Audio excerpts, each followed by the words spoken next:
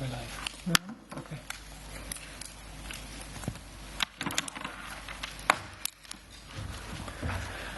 So, ladies and gentlemen, the Vice President and I are very pleased to welcome you to our press conference. We will now report on the outcome of today's meeting of the Governing Council, which was also attended by the Commission Executive Vice President, Mr. Valdis Dombrovskis. The resurgence in coronavirus infections presents renewed challenges to public health and the growth prospect of the euro area and global economies. Incoming information signals that the euro area economic recovery is losing momentum more rapidly than expected after a strong yet partial and uneven rebound in economic activity over the summer months. The rise in COVID-19 cases and the associated intensification of containment measures is weighing on activity, constituting a clear deterioration in the near-term outlook.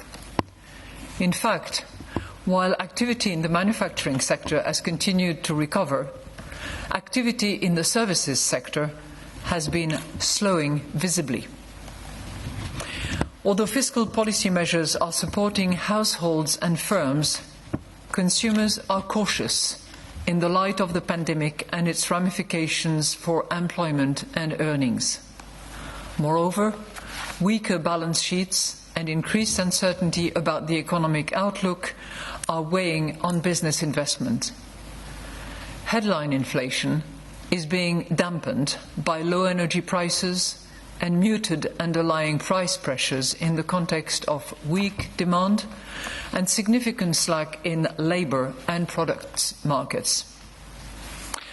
The monetary policy measures that we have taken since early March are helping to preserve favourable financing conditions for all sectors and jurisdictions across the euro area, thereby providing crucial support to underpin economic activity and to safeguard medium-term price stability. At the same time, in the current environment of risks, clearly tilted to the downside, the Governing Council will carefully assess the incoming information, including the dynamics of the pandemic, prospects for a rollout of vaccines, and developments in the exchange rate. The new round of Eurosystem staff macroeconomic projections in December will allow a thorough reassessment of the economic outlook and the balance of risks.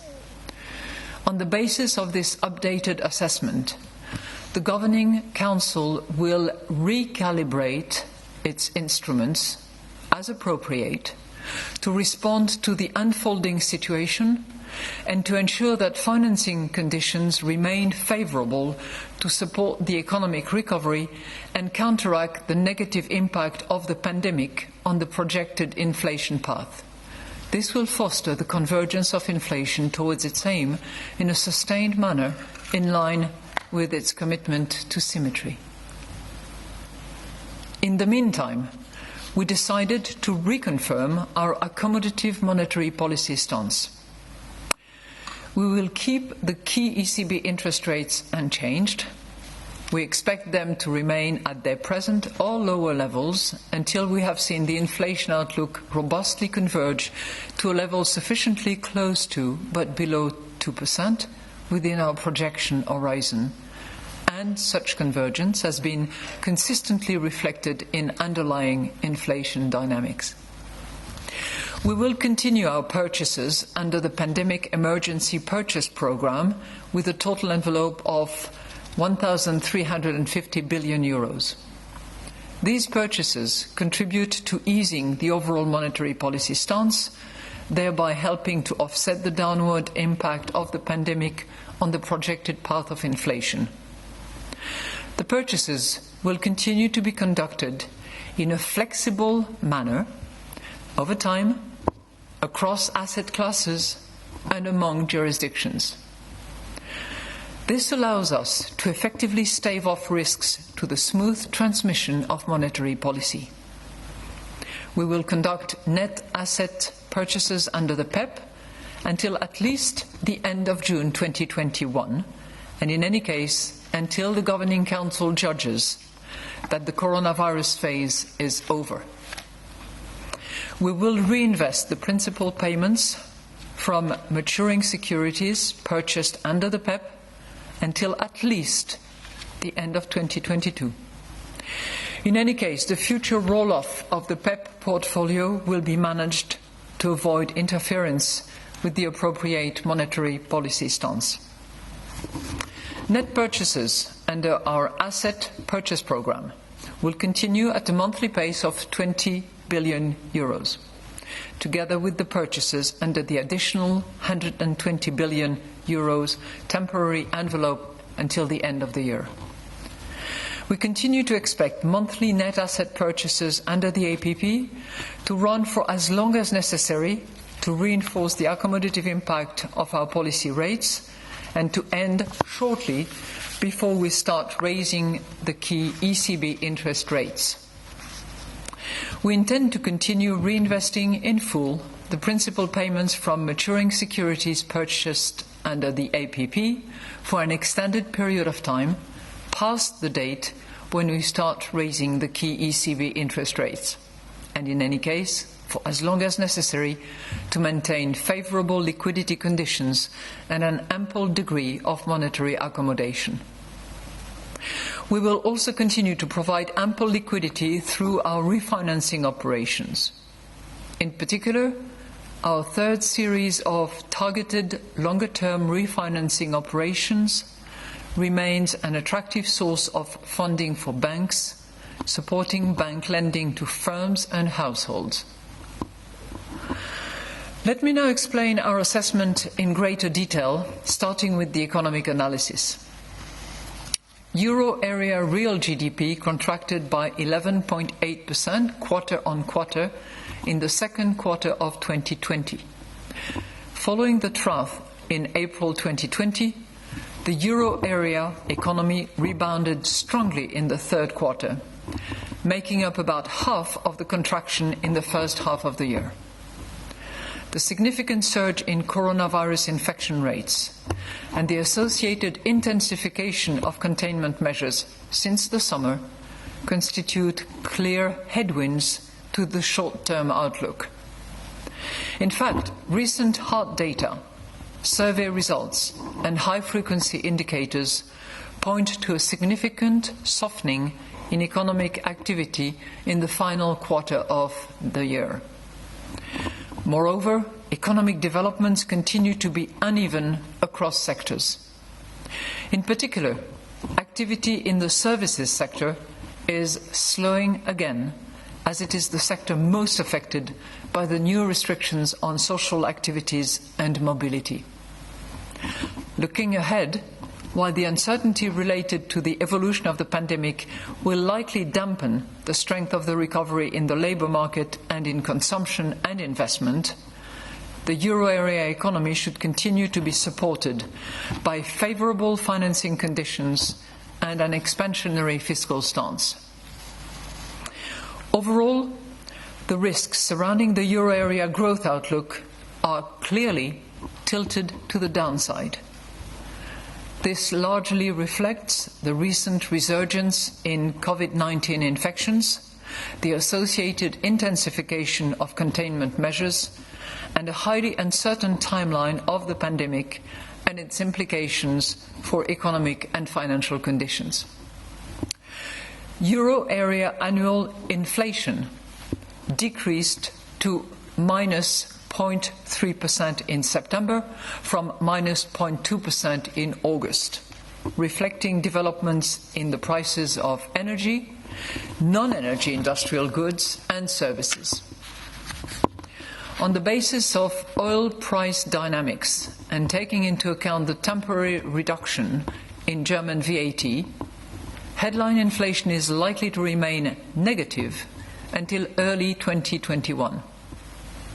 Moreover, near-term price pressures will remain subdued owing to weak demand, notably in the tourism and travel-related sectors, as well as to lower wage pressures and the appreciation of the euro exchange rate.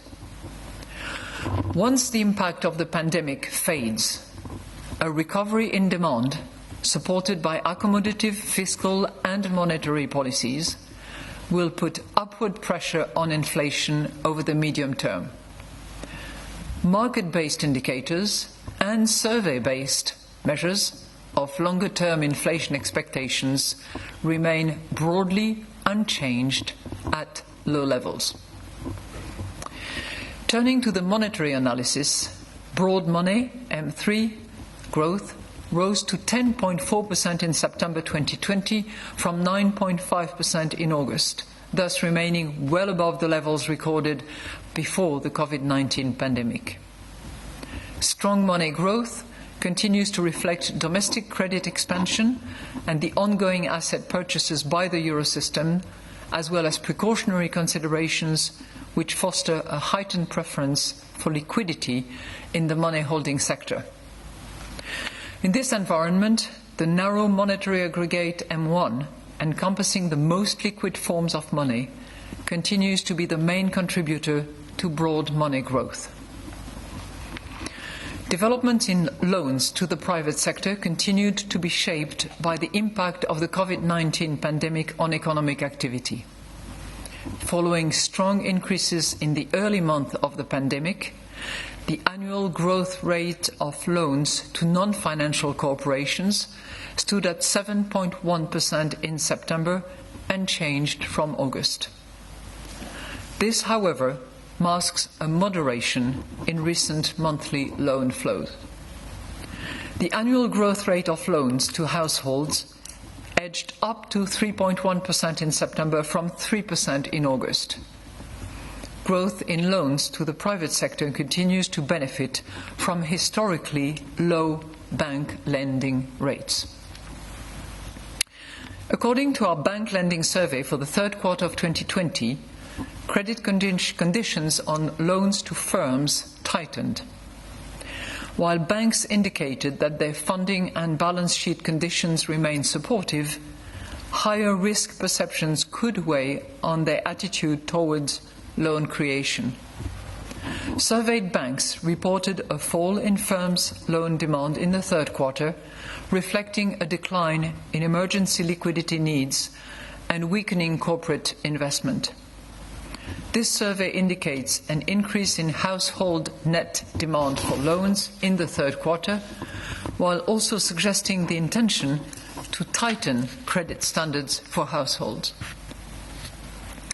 Overall, our policy measures, together with the measures adopted by national governments and European institutions, remain essential to support access to financing, including for those most affected by the ramification of the pandemic.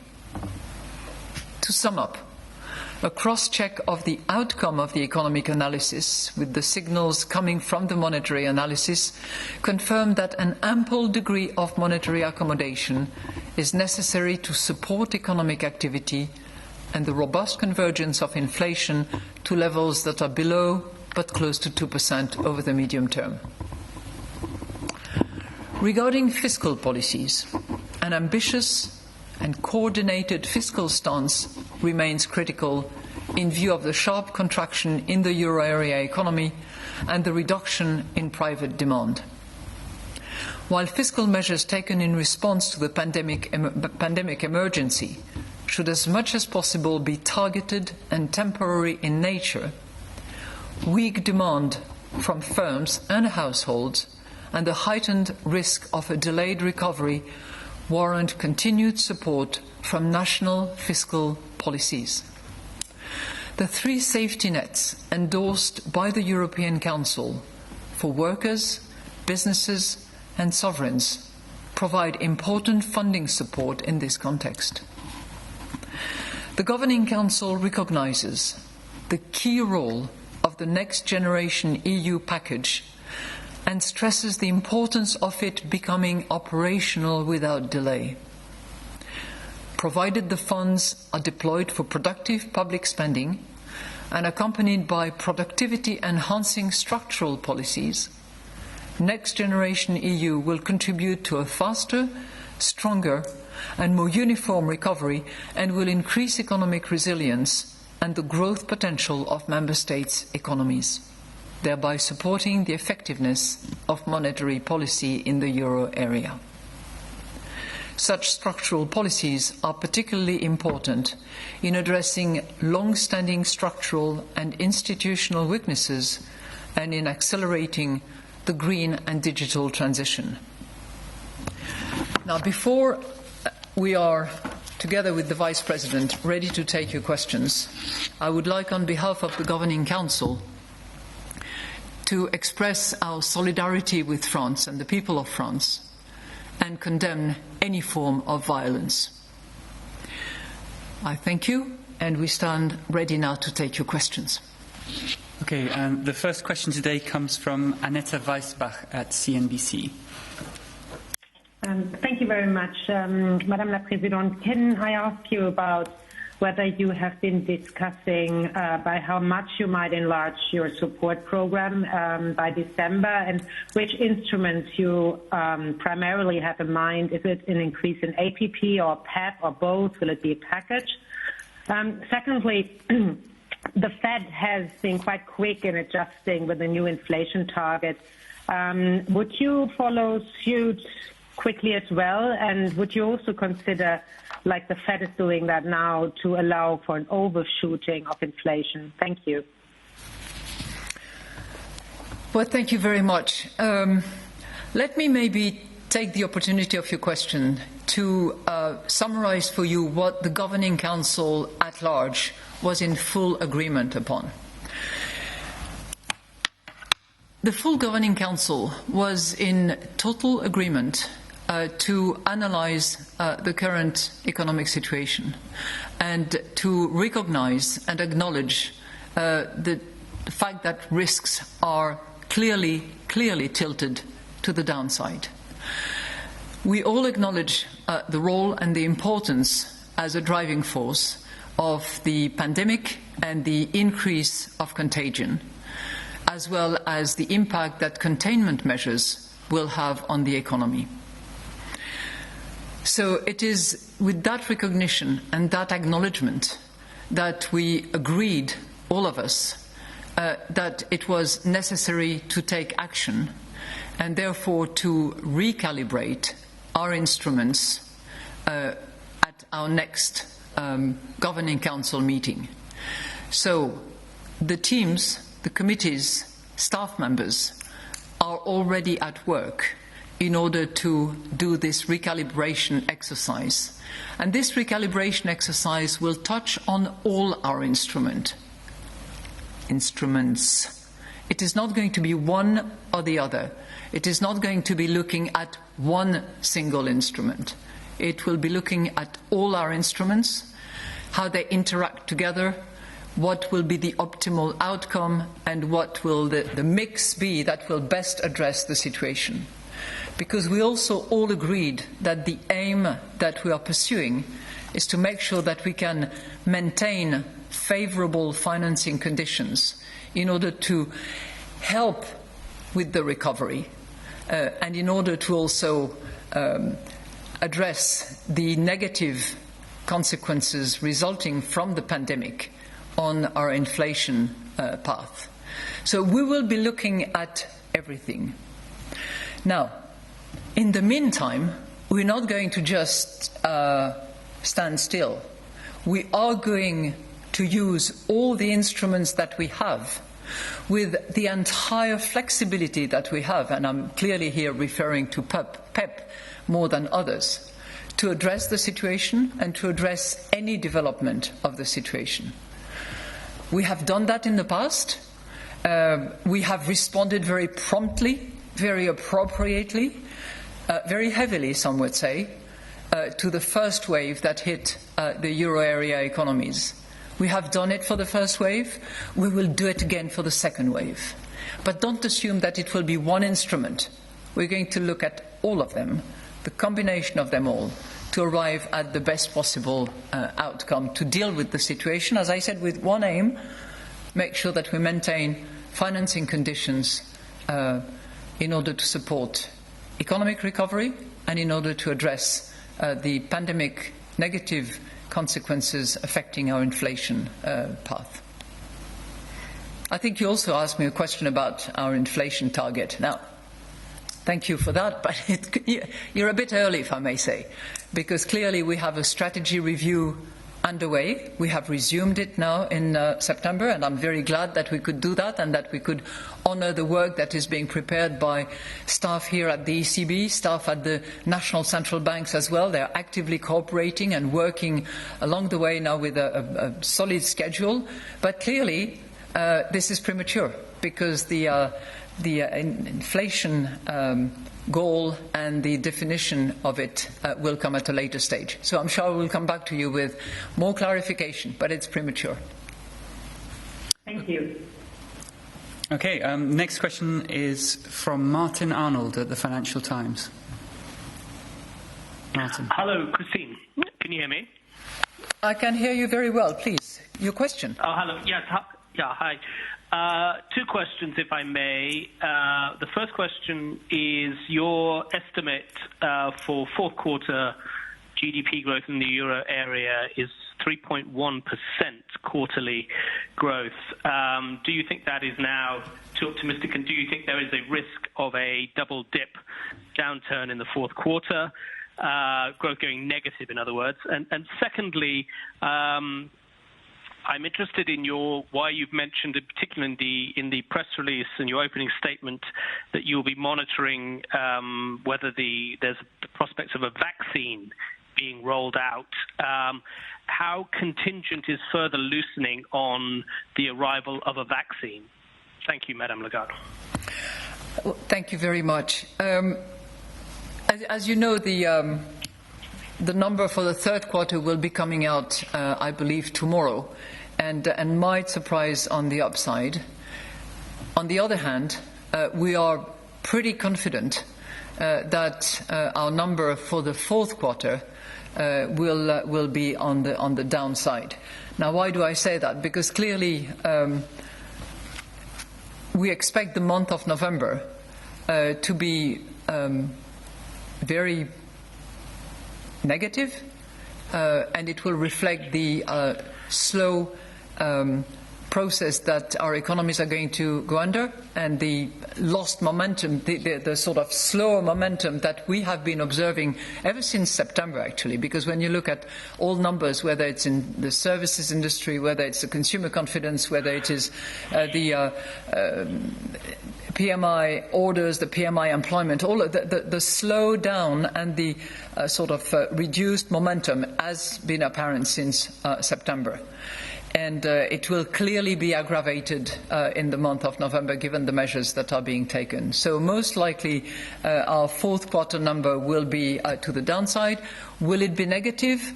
We don't know at this point in time, because clearly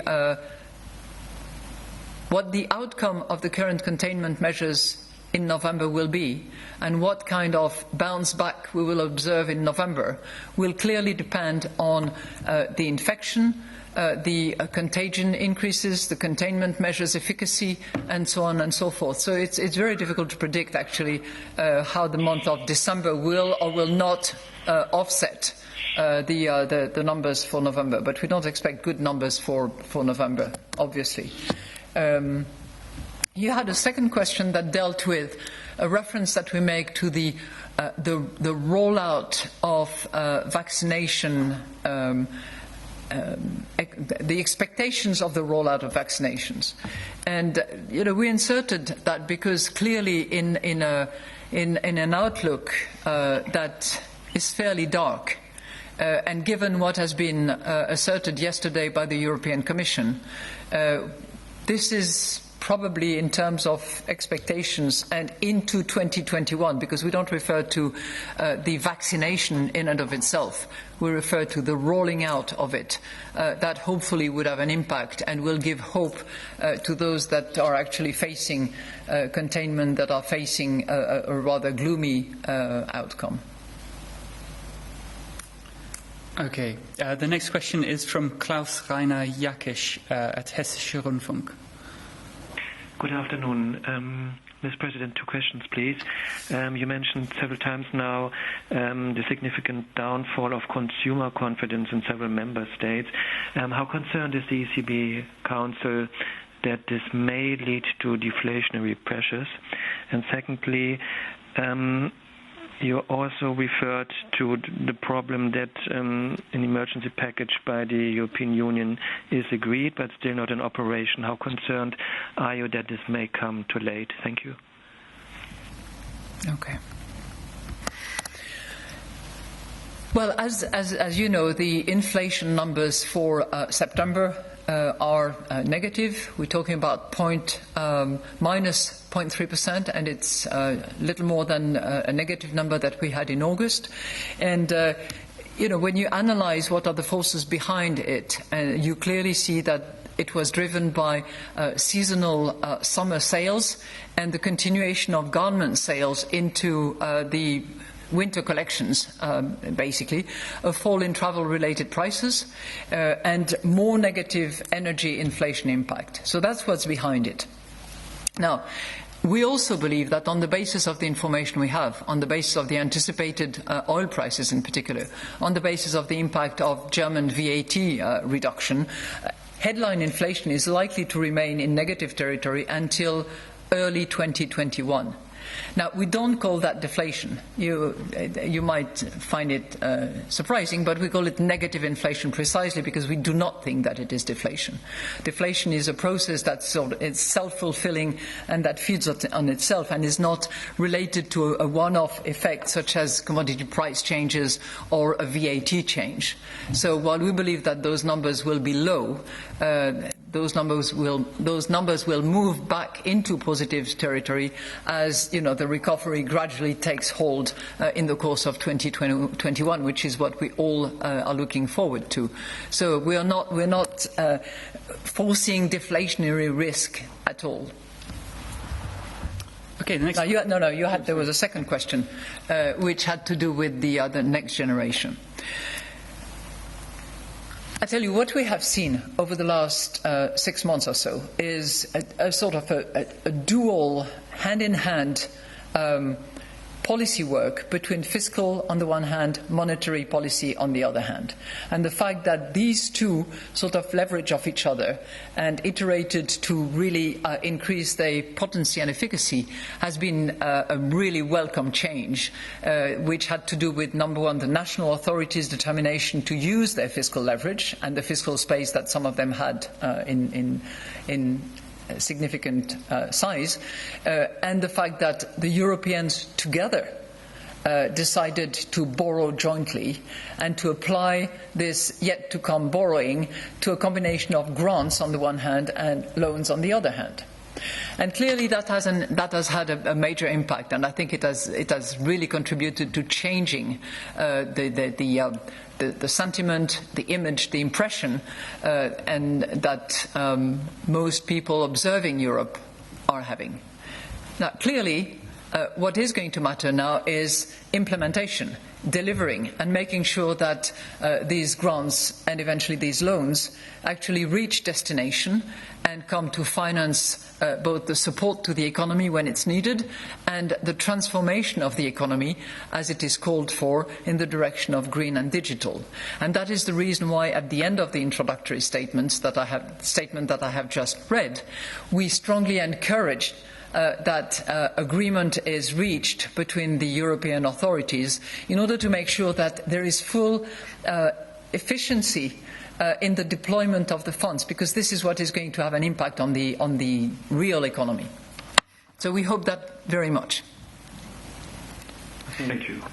The next question is from Isabella Bufacchi at Il Sole 24 Ore. President Lagarde, thank you for the opportunity. I have two questions. One is on tools and one is on banks.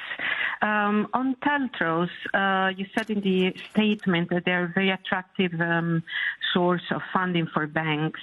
Can you give us any ideas whether you discussed how this tool can be made better, function better, as banks are facing multiple challenges and there is fear of mounting rise of non-performing loans. And so my second question is on banks. Did the General Council discuss about the impact of the second wave and the second containment measures on European banks? Thank you. Well, thank you very much for your question. Let me just remind those who are listening what TLTRO is all about. TLTRO is a long-term refinancing scheme that is really intended to help the financing of the economy, because banks are offered very attractive terms in order and provided that they lend to the economy. So it's not as if it was a very generous package of refinancing without any conditionalities, as I have heard in some corners. It is associated with conditionalities. The banks are going to only be eligible to the very attractive rate of minus 100 basis points, provided that they lend at least as much as they did to the economy. So that's number one. It's an encouragement to finance the economy. And all sectors of the economy, not just the large corporate accounts, but it has a special focus on small and medium-sized enterprises. And through the enlargement of the collateral pools, we make sure that it can also reach the professionals, the small entrepreneurs, the very small enterprises. And as you know, it has had a very successful take-up. If I remember, the June take-up was in excess of 1.3 trillion euros. So, all in all, TLTROs as structured, as calibrated, and with the incentive component that it has proven extremely successful. If you look now at the bank lending survey, the banks themselves are acknowledging that TLTROs have been critically important for them to continue extending credit to the economy. Third factor, if you look at the credit terms that are offered, you really see that interest rates offered to corporates and to households, currently at about 1.5 and 1.3%, are at the lowest end of interest rates. And if you look at the volume of credit, there has been a significant take-up of credit demanded by firms and households. Now, that demand has slowed down a little bit lately, and we also that there was in the survey, and that's a survey indicator, it's not a fact, it's a survey, banks are anticipating that credit might tighten, particularly to the corporate. So we'll see. We are very attentive and we will continue to monitor that. But bottom line, it's a very attractive, well-calibrated instrument that has been very successful, that guarantees that interest rates be maintained at a very low level and that credit be expanded in very large amounts. Now, the impact of the second wave on banks is going to depend on the bank situation, is going to be a factor of their market size, their approach, their business model. But let me tell you something. We, European Central Bank, and the whole Eurosystem will be extremely attentive because our focus is twofold. We need to make sure that credit continues flowing in the economy. We need to make sure that the financing conditions remain favourable in order to support the recovery. And we need to make sure that there is ample liquidity around in order to respond to any kind of shocks, any kind of developments that we will see in the weeks and in the months to come. We will use the flexibility of everything that we have, and we will recalibrate using the solid data that we will gather in order to make sure that we can actually do that. Thank you. Okay, the next question is from Balash Karani at Reuters. Good afternoon. A couple of questions. First one is very specifically about this meeting. Did any governing council member call for policy action today? Did you discuss any change in your policy instruments today? And the second question is about your meeting schedule. In the spring, you met quite frequently, sometimes every week. Do you have plans to increase the number of your meetings in the coming weeks? When is the next meeting going to be held? And what do you think you would need to see for the ECB to decide at an unscheduled meeting to take policy action, much like you did in March? Thank you very much for your questions. In response to your first question, which is extremely specific, no, we did not discuss at all any particular or specific change to any of the policy measures that we have in place. We all agreed. The whole Governing Council was in full agreement in recalibrating our instruments. It's very laid out very clearly in the introductory statement in order to reach the goals that we have. And it's not, I'm not ruling out any of the tools that we have. I'm not ruling in any of the tools that we have. We will be, and staff of ECB and NCBs, as I said, are already working on this to arrive at the best possible mix so that we can really reach the goals that we have assigned to ourselves. The second question you had was about the frequency of our meetings. I have to tell you, although I personally regret, and I think all Governing Council members regret, the times when we could sit down, when we could work late in the evening and end up with a working dinner on the Wednesdays. The benefit of working remotely is that we can easily meet using whatever of those devices. I don't want to do any advertising for any of them. But we can be together on very short notice to deal with multiple issues. And there have been quite a few occasions, including recently, where we have addressed specific issues, where we've had seminars, where we've worked on preliminary discussions concerning our strategy review, for instance. So if and when it is needed, it's very easy.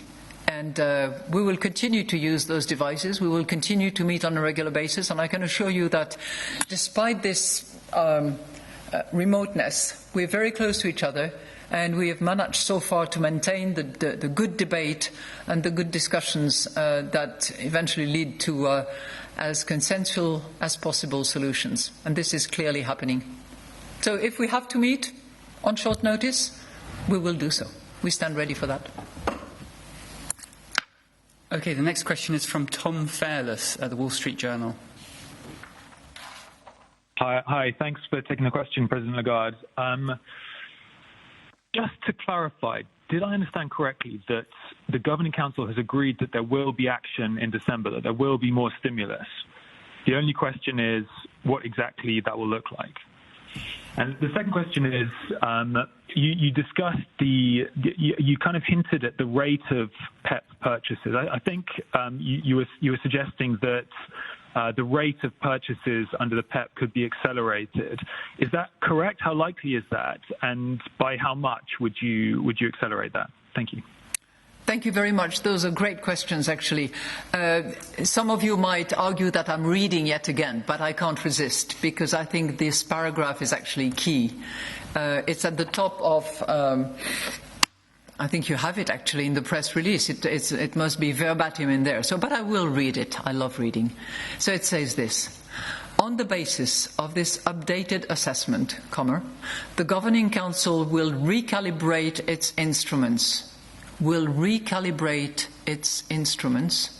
as appropriate, to respond to the unfolding situation and to ensure that financing conditions remain favourable to support the economic recovery and counteract the negative impact of the pandemic on the projected inflation path. So you really have it all in there. This is a key sentence in the introductory statement. It hasn't escaped many of you's attention, of course. But when we say we'll recalibrate its instruments, we are referring to all our instruments. So it's not PEP specific. PEP is very instrumental, let's face it. It's Pandemic Emergency Purchase Programme. So it is targeted, it is temporary, it is flexible. I'll come back to that in a second. But we are saying that we will recalibrate our instruments. It means what it means, all of them.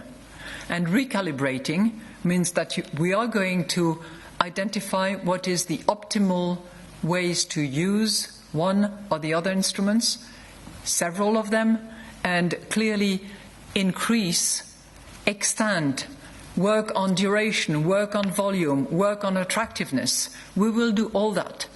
And as I said, the committees, members of staff are already working on that. Now, the second part of your question was also and had to do with acceleration. And I think you touched on something which is critically important in our pandemic emergency purchase program, which is a very specific dimension that it has and that we want to maintain and take advantage of if necessary, and that's flexibility. And that flexibility applies across 3 dimensions, which will all be also examined. It's across classes of assets, across time, and across jurisdictions. Classes of asset I don't need to explain to you. We moved into commercial paper, for instance. Across time, well, we did front-load back in the early days of PEP. If we have to front-load again, we will do so. And across jurisdictions, clearly we had to deviate from capital keys, more so at the beginning, as markets stabilized and as the monetary policy transmission was much better, we tempered the deviation from capital keys, and they have reduced. But if we need to use that aspect of the flexibility again, we will do so. Thank you. Next question is from Piotr Skolimowski at Bloomberg.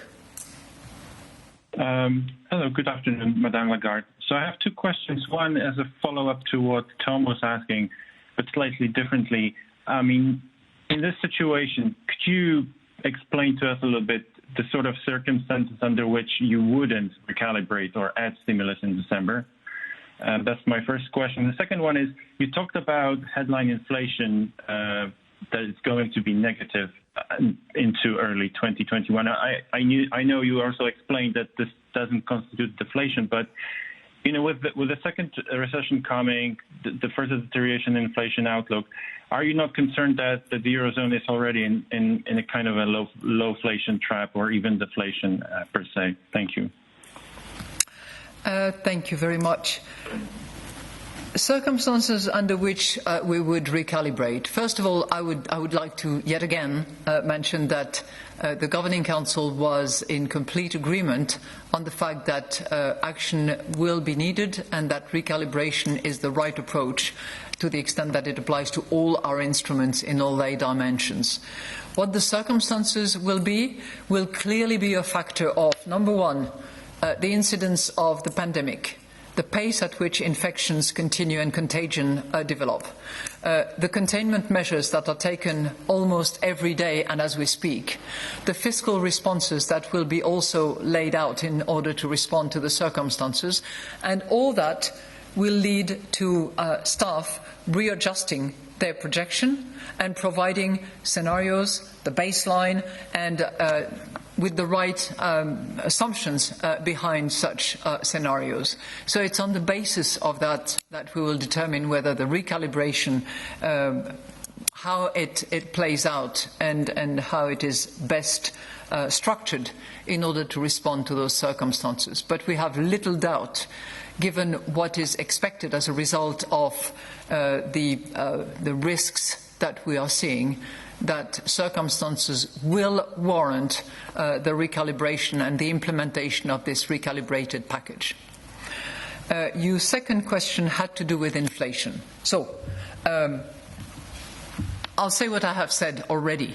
The inflation number that we have for September, for August, are in negative territory, minus 0.2%, followed by minus 0.3%.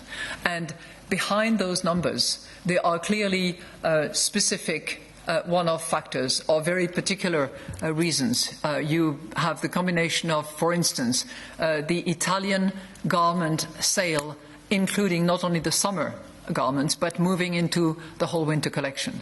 You have the energy prices that are clearly weighing also on inflation. You have the discounted rates of travel services and so on and so forth. But that is not going to be forever. And clearly what we expect is in the course of 21, probably the latter part of 21, a recovery that will begin picking up and resulting in demand being stimulated yet again, particularly if we continue to have fiscal and monetary policy supporting this recovery. Okay, the next question comes from Jack Ewan at the New York Times. Hello. Good afternoon, Madame Lagarde. At the ECB Listens event a few days ago, Philip Lane said that he was open to the ECB dealing directly with the real economy, which I interpreted to mean without using banks as intermediaries. And I would just be interested on your views on that, what that might mean, and whether this is something that the Governing Council has discussed. Second question on fiscal stimulus.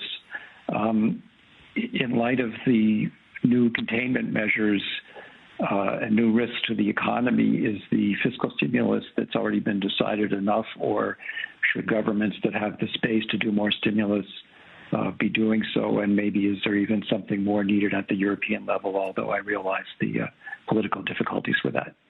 Thank you. Well, thank you so much.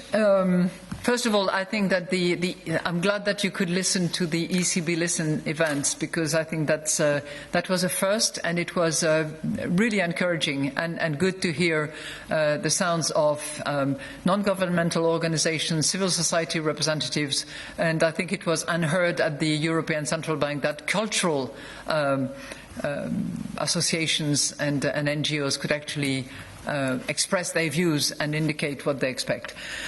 I think that we are actually dealing with the real economy. If you look at the way TLTRO has been structured, for instance, with a clear focus and incentive for banks to actually provide credit to the economy, provide credit to the entire sectors, from the professionals to the single entrepreneur, all the way to the large corporates. So I think that our focus is really to make sure that the economy recovers, that we, as central bank, we provide the best possible financing conditions in order to support that effort, and while focusing on price stability and the measurements that we have so far to determine whether or not our goal has been attained, that we therefore support the economy. Was that intended to, quote, shortcut the banks? I don't think so. I don't think that Philip would have said anything like that, because clearly the banks are a transmission channel that is critically important in order to make sure that our monetary policy reaches all sectors of society and of our euro area economies. On the stimulus front, we are quite encouraged to have seen for the first time in many years fiscal and monetary work together. I remember the discussions we were having during the great financial crisis, where fiscal was lagging behind and was not in sync with the very necessary monetary policy that was deployed at the time. So now it's working hand in hand, if you will. And when we look at the budgetary submissions, we clearly see that for the moment, the effort that is envisaged by member states is pretty much in 21 on a par with what was envisaged in 2020. In addition to that, there is the clear game changer of the Next Generation EU, the resilience and recovery, it's the RRF, it's the Recovery and Resilience Facility that is part of the Next Generation EU plan that has been agreed by the leaders by the European Council, which is clearly going in the direction of jointly addressing the crisis, jointly borrowing and contributing, particularly with the grant element of the package, to the fiscal effort that is necessary in the present situation. So I very much hope that it continues into 21, given what we are facing. I wouldn't be honestly very surprised if there was more fiscal support undertaken at the national levels, given the situation and the worsening of the conditions that we're seeing at the moment. Okay, the next question comes from Dorinde Meuselaar at the Telegraaf in the Netherlands. Good afternoon, Madam Lagarde. I have two questions, if I may. If we see an economic recovery in the Eurozone, some Eurozone countries might recover faster than others. What will the ECB do against this fragmentation? And my second question would be, it's been almost 1 year since you took over at the helm of the ECB, and how do you look back at your first year?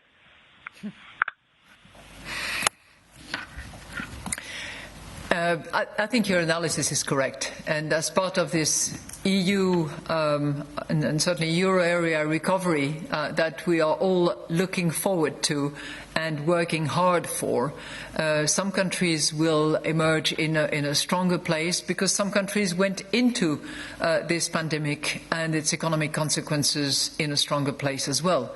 Which is why, we all think around the table of the Governing Council that the Next Generation EU and the RFF are actually well designed to try to address the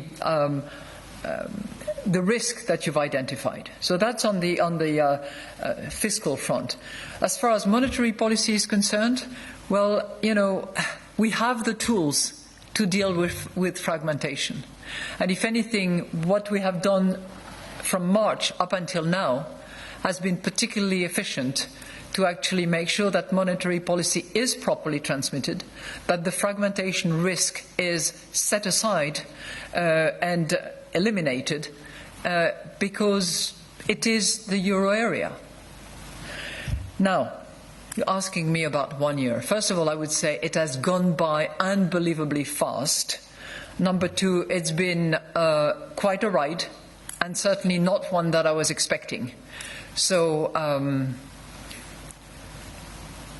I've enjoyed it, and I'm really pleased to try to do the best I can and to deploy all the energy that I have around the table and with staff which are producing an enormous amount of work under very hard circumstances to help with the recovery and to make sure that, as I said, financing conditions are there in order to support the recovery.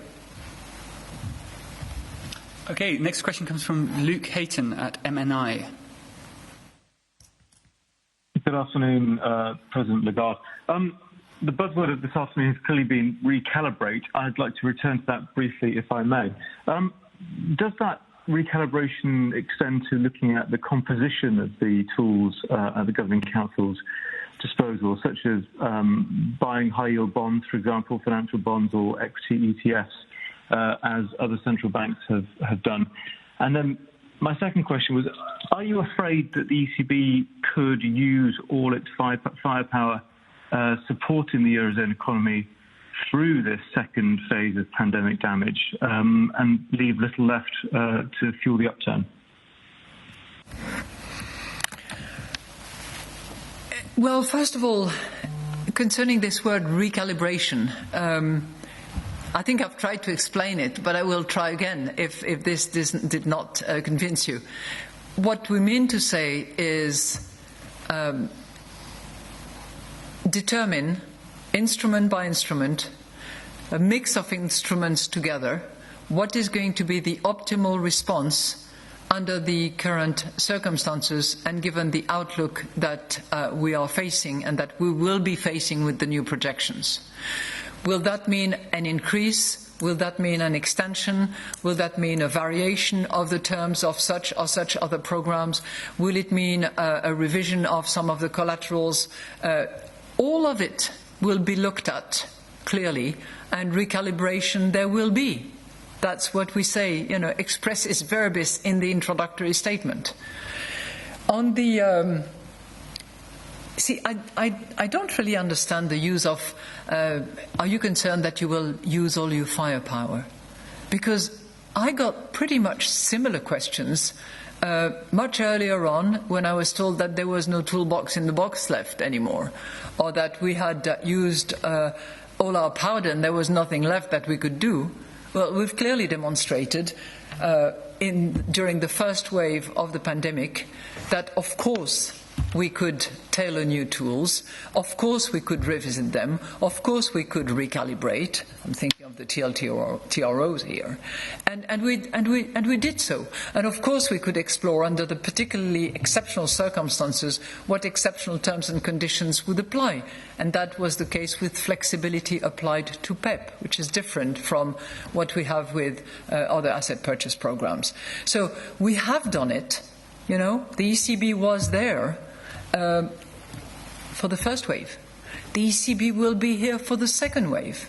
And we will deploy the same flexibility. And in the meantime, while we are working on this recalibration exercise that we have agreed. Thank you.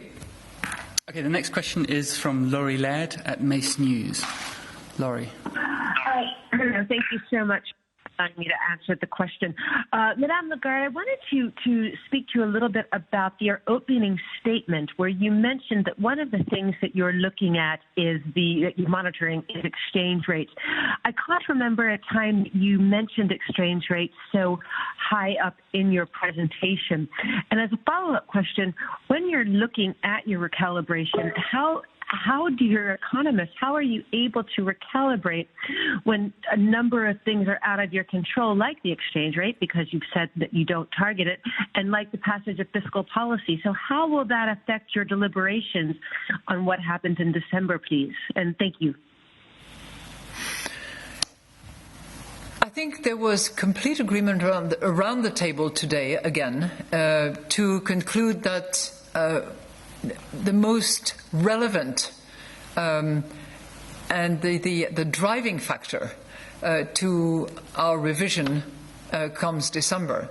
And that applies to both the projections as well as to our monetary policy, is actually the contagion, the COVID-19 cases, sometimes exponential developments, as well as the containment measures that are taken as a result, and the economic consequences that it will have, and probably way into 21, given the seriousness and the hardship of what is coming.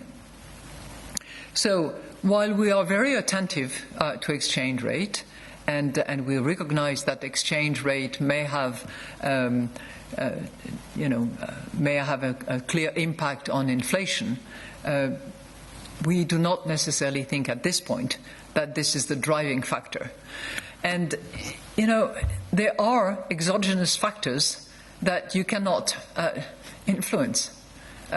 When I look at the contagion rate, when I look at the containment measures, when I look at the support to vaccination, these are not things that a central bank can actually operate upon. What we can do is draw consequences from those developments that are external to us and take the necessary monetary policy actions in order to provide the best support to economic recovery. So I think we have humility in that respect, and we recognise that there are things that we simply cannot influence, but from which we can draw consequences in order to support the economy and maintain price stability.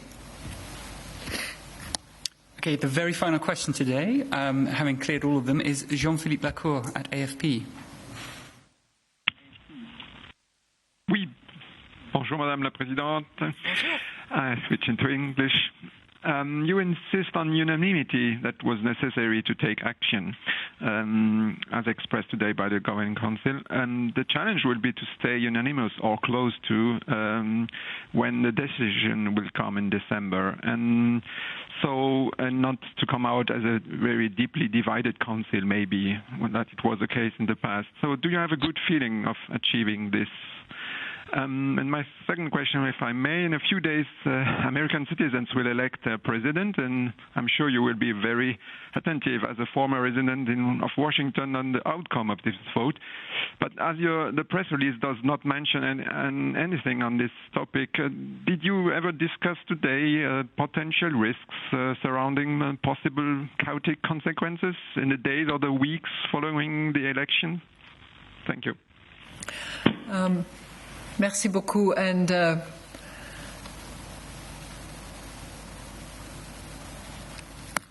I'm only insisting on the fact that we were all in agreement around the table, because it is quite unique to be able to have complete consensus and agreement on the analysis of a situation, especially when you see the very high QEs around the table and the different perspectives that people have, given their respective background, given their respective countries, and the disparities that they can be. But having said that, unanimity is not necessary to take action. And the rules are the rules of broad consensus generally, and that's what we try to achieve. I, for myself, regard as perfectly legitimate that we have different views around the table during the discussions, and that all views be expressed, be welcomed, be discussed, and that at the end of it we arrive at a conclusion that is broadly approved and agreed by members of the Governing Council. This is what we have achieved so far. It doesn't mean that it's unanimous or has to be unanimous every time. And by the way, it gives a chance to those of you who like to pick and choose and figure out and find out who said what to whom, some work to do. Looking at the US presidential election, of course, it is not for us to have a view on the political aspect of what is going to result from the democratic process which will take place on the 3rd of November and the outcome of that. But it's clearly, together with the outcome of the Brexit negotiations, one of the two large geopolitical risks that loom out there, the resolution of which will lead us in one direction or the other. And we clearly have to take that into account in our assessment of the risks. Now, given that, Jean-Philippe, you are the last one to ask me questions, I would also like to express my support and sympathies to all those people who are suffering from COVID-19, and that applies clearly to those who are losing loved ones and to those who are suffering themselves, because we keep talking about COVID-19 as if it was something totally external, but clearly it has an impact on people, and I just want, on behalf of the Governing Council as well, to express our sympathy for all of them. Thank you.